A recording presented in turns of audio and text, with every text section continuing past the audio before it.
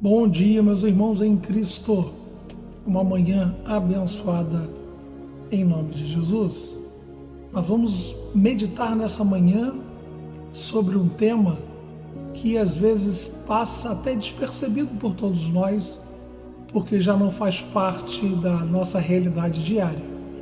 Mas é bom você ver, observar o que é falado no livro de Atos e que temos de igual modo uma tremenda influência em nossos dias, que se chama idolatria. Idolatria. Nós temos no livro de Atos, capítulo 19, um fato ocorrido muito interessante, em que eu vou ler para vocês aqui. Atos 19, versículo 23 em diante. E naquele mesmo tempo houve um não pequeno alvoroço acerca do caminho. Não foi um pequeno alvoroço, foi uma coisa considerável, né? 24. Porque um certo ourives de prata, por nome Demétrio, que fazia de prata nichos de Diana, dava não pouco lucro aos artífices, aos quais, havendo-os ajuntado com os oficiais de obras semelhantes, disse: Senhores, vós bem sabeis que este ofício temos a nossa prosperidade neste ofício. E bem vedes e ouvis que não só em Éfeso, mas até quase em toda a Ásia, este Paulo tem convencido e afastado uma grande multidão, dizendo que não são deuses os que se fazem com as mãos. E não somente há o perigo de que a nossa profissão caia em descrédito, mas também de que o próprio templo da grande deusa Diana seja estimado em nada, vindo a ser destruída a majestade daquela que toda a Ásia e o mundo veneram. E ouvindo-o, encheram-se de ira e clamaram dizendo: Grande é a Diana dos Efésios. E o versículo 29, e encheu-se de confusão toda a cidade, e unânimes correram ao teatro, arrebatando a Gaio e Aristarco, macedônios, companheiros de Paulo na viagem. E querendo Paulo apresentar-se ao povo, não lhe permitiram os discípulos. Interessante, né? Essa história é contada no capítulo 19 do livro de Atos. No período em que Paulo andava em suas viagens missionárias, pela atuação do Espírito Santo de Deus e pela instrumentalidade que Paulo representava nas mãos do Senhor, ocorria muitas conversões. Muitas pessoas abandonaram o paganismo, o culto pagão, o culto a deuses estranhos, e um aqui em específico, né?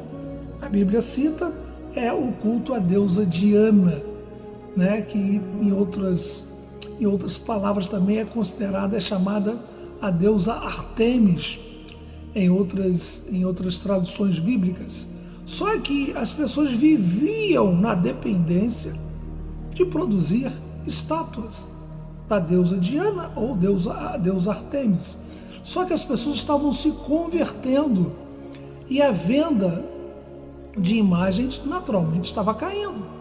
Só que isso trouxe um grande alvoroço para aqueles que viviam e dependiam da venda de imagens. Ou seja, na pregação do Evangelho há um despertamento que os verdadeiros adoradores adorarão em espírito e em verdade. Adorar em espírito e em verdade é você fazer uma introspecção dentro de você, ir lá no seu corpo espiritual, porque você é espírito, alma e corpo. Você faz uma introspecção dentro de você, você fecha os seus olhos e ali você cultua a Deus. Por isso que nós fechamos os olhos durante uma oração. Oração também que em alguns locais se fazem até com o olho aberto, né? Mas em espírito você está falando com o Espírito Santo de Deus.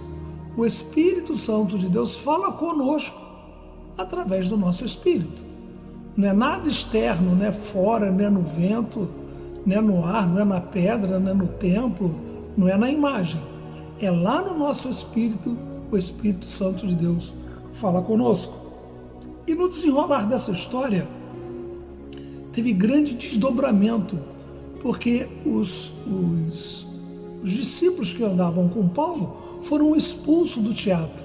Houve uma grande perseguição naquele tempo para que parem de falar acerca da deusa Artemis ou da deusa Diana. Só que eles não estavam falando da deusa, eles estavam falando do poder que há no nome de Jesus.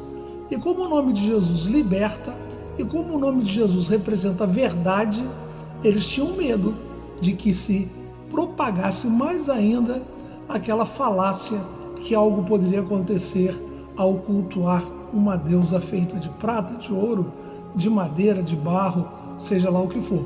Ou seja, se você fizer uma transição para os nossos dias de hoje, se você fechar e começar a pensar na sua cabeça, você vai ver como a idolatria hoje, ela gera bilhões de dinheiro, gera muito dinheiro, gera muita riqueza.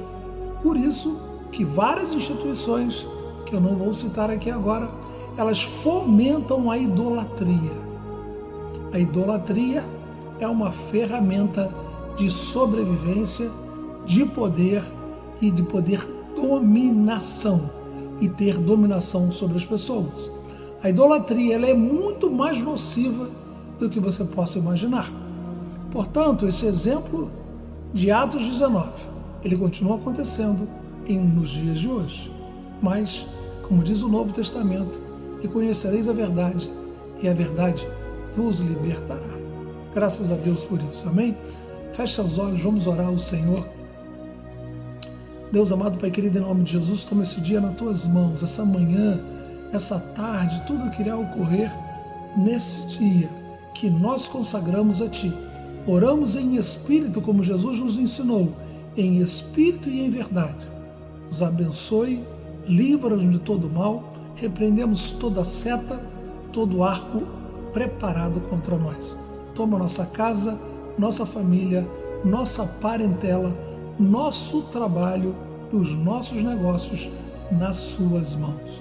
Obrigado, Deus vivo, obrigado, Deus Todo-Poderoso, obrigado pela palavra revelada.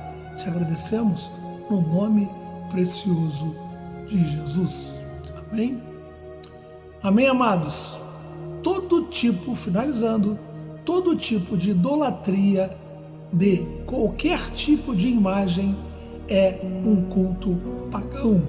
Isso é paganismo, é fugir dos preceitos e dos conceitos bíblicos. Não se esqueça, os verdadeiros adoradores adorarão em espírito e em verdade. A paz do Todo-Poderoso. Amém.